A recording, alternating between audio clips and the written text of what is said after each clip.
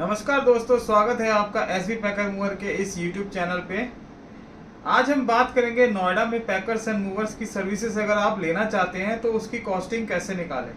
कैसे पता चलेगा कि जो कॉस्टिंग आपको दिया गया है वह सही है या नहीं। अगर आप भी अपना घर या ऑफिस शिफ्ट करने के लिए प्लान कर रहे हैं तो इस वीडियो को अंत तक देखें। जब भी हम घर बदलने का सोचते हैं तो हमारे मन में ये आता है कि हमारा सारा सामान इस घर से नए घर में कैसे जाएगा और इसमें कितना खर्च आएगा और ये कैसे होगा। अगर हम पैकर्स एंड मूवर्स की कॉस्टिंग की बात करें तो ये बहुत सारी चीज़ों पे निर्भर करता है, जैसे कि सामान कितना है, कितनी दूरी है आपके पुराने घर से नए घर की, किस दिन आपको शिफ्ट करना है, और भी बहुत सी चीज़ें हैं जो मैं आपको एक एक करके इस वीडियो में विस्तार से बताऊंगा।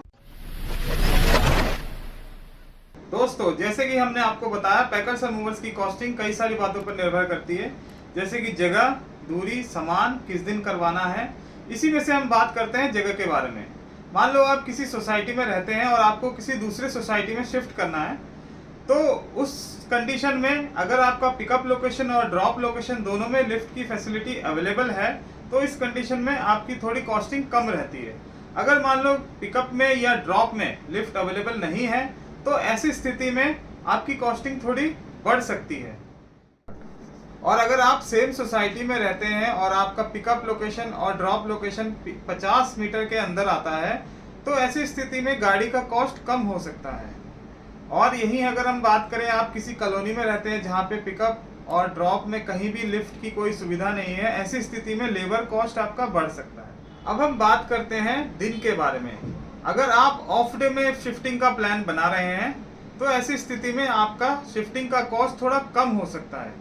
वहीं पे अगर आप वीकेंड पे या मंथ एंड पे आपकी अपनी शिफ्टिंग का प्लान बनाते हैं तो ऐसे में आपकी शिफ्टिंग का कॉस्ट थोड़ा बढ़ सकता है।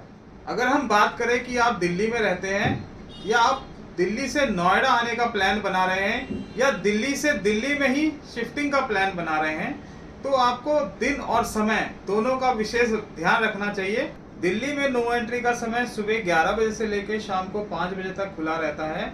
आपको इसी समय के हिसाब से अपना शिफ्टिंग प्लान करना चाहिए। अगर आपका घर 2 BHK या 2 BHK से ज़्यादा है तो आपको अपना शिफ्टिंग सुबह 7 बजे तक स्टार्ट करवा लेना चाहिए। यदि आपके साथ समय की कुछ दिक्कत है या आप सुबह 7 बजे तक शिफ्टिंग स्टार्ट नहीं करवाना चाहते हैं तो आपको रविवार को ये शिफ्टिंग शेड्यूल करना चाहिए, क्योंकि रविवार को दिल्ली में कोई नो एंट्री नहीं रहती है और कोई कॉम्प्लिकेशन नहीं होगा। दोस्तों, लोकल शिफ्टिंग में जो ज़्यादातर खर्चा आता है, मैंने अपने हिसाब से एक रफ कॉस्टिंग बनाया है जो मैं आपको एक एक करके बताता हूँ।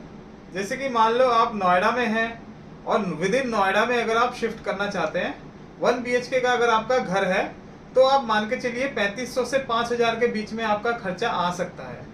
वहीं अगर आपका घर 2 BHK का है तो आपका 7500 से 9000 के बीच में खर्चा आ सकता है विद इन नोएडा में। अगर आपका घर 3 BHK का है तो आप मान के चलिए 9,500 से 12,000 रुपये का खर्चा आ सकता है विद इन नोएडा की शिफ्टिंग के लिए।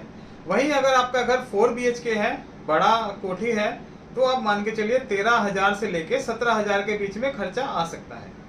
अब हम चलते हैं दिल्ली। अगर आपको दिल्ली मूव करना है नोएडा से या दिल्ली से नोएडा शिफ्टिंग करना है तो 1 BHK का जो खर्चा आएगा वो आप मान के चलिए 5500 से 6,000 के बीच में आ सकता है। 2 BHK का खर्चा आएगा 8,500 से 10,500 के बीच में आ सकता है। 3 BHK का जो खर्चा आएगा वो 13,500 रुपये से लेके 14,500 रुपये तक खर्चा आ सकता है। वहीं 4 BHK का अगर है तो 16,000 से 19,000 के बीच में आपकी शिफ्टिंग हो जाएगी। जहां तक मुझे लगता है कि इतना ही खर्चा होना चाहिए।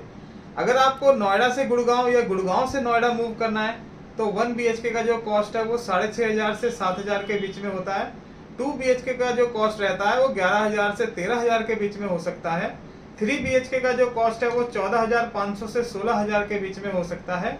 और 4 BHK का गुड़गांव से दिल्ली या नोएडा से गुड़गांव का जो खर्चा होगा वो 18,000 से 24,000 के बीच में हो सकता है। दोस्तों, जो चीज़ें मैंने आपको इस वीडियो से बताया, अगर आप इन सब चीज़ों को ध्यान में रख के अपनी शिफ्टिंग प्लान करते हैं तो आपको पता चल जाएगा कि जो कॉस्टिंग आपको दिया गया है वो सही है या नहीं, और आपको जो दी गई कॉस्टिंग है वो रीजनेबल है या नहीं।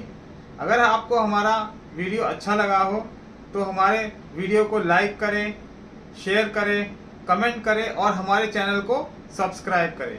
मिलते हैं आपसे अगली वीडियो में। जय हिंद।